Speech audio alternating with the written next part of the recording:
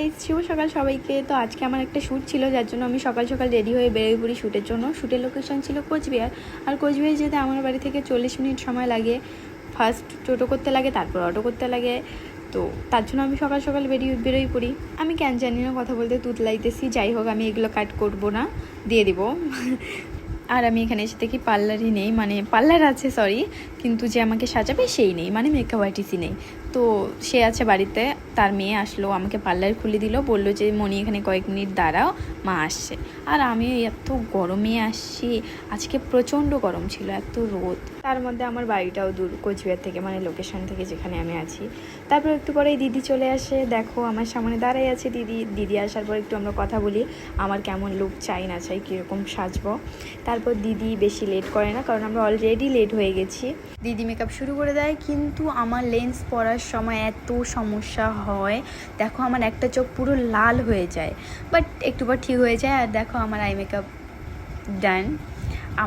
আমাকে তো ভালো লাগতেছিল, আর আমার দিদির কাজ এমনিতেই ভালো লাগে, এই জন্যই আমি দিদির কাছে গিয়েছি। দেখো একটু পরে আমার লিপস্টিকও পরা শেষ, মানে আমার মেকআপ ডান।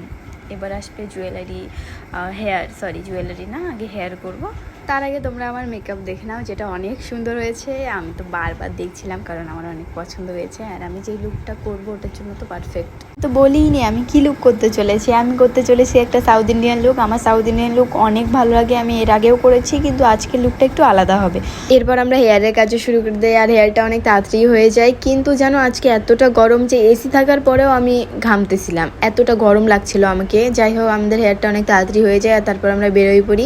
আর জানো রাস্তায় সবাই আমাকে দেখতেছিল, কারণ আমি এত সুন্দরভাবে মেকআপ করে হেয়ার করে একটা জাস্ট নর্মাল ড্রেসে যাইতেছিলাম, কারণ আমার তো যে ড্রেস জুয়েলারি মানে আউটফিট জুয়েলারি সব স্টুডিওতে। ওখানে গিয়ে দেখো আমি রেডি হয়ে নেই, এটাই ছিল আমার ফাইনাল লুক। বলো আমাকে কেমন লাগছে, অবশ্যই কমেন্টে বলবে আমাকে কেমন লাগছে। আমার তো অনেক সুন্দর লাগতেছিল, আমি দেখতেছিলাম বারবার। তারপর আমার ফটোশ্যুট শুরু হয়ে যায়, ক্যামেরাম্যানও অনেক আগেই চলে আসছিলো, একটু ওয়েট করতে লাগছে ওরও। তারপর ফটোশ্যুট শুরু হয়ে যায়, ভিডিও শ্যুট শুরু হয়ে যায়। কিন্তু জানো সময় খুবই কম ছিল আমাদের হাতে, অনেক লেট হয়ে যায় লুকটা ক্রিয়েট করতে। আর আসলে আমার চোখে যখন আমি লেন্স পরছিলাম ওখান থেকে বারবার জল পড়তেছিল, সেটার জন্য এতটা গরম, এর জন্য আমরা লুকটা ক্রিয়েট করতে লেটই শুরু করে ফেলি। একটু আগে শুরু করলে হয়তো আরও একটু ভালো হতো, তাহলে আমি একটু বাইরেও ভিডিও নিতে পারতাম কিছু। সন্ধ্যা লেগে যায়, এই জন্য আর নিতে পারি না, বাইরে কয়েকটা ফটোই নেই বাস। আর এগুলো করতেই সন্ধ্যা লেগে যায়, তারপর আমি আর কোনো ক্লিপ নিতে পারি না, একটা রিয়েকশন ভিডিও নেই, বাইরে আর কোনো ক্লিপ নেওয়া হয় না বাইরে। তারপর আমি আবার চলে আসি মেকআপ স্টুডিওতে, আর এখানে এসে ড্রেস চেঞ্জ করব।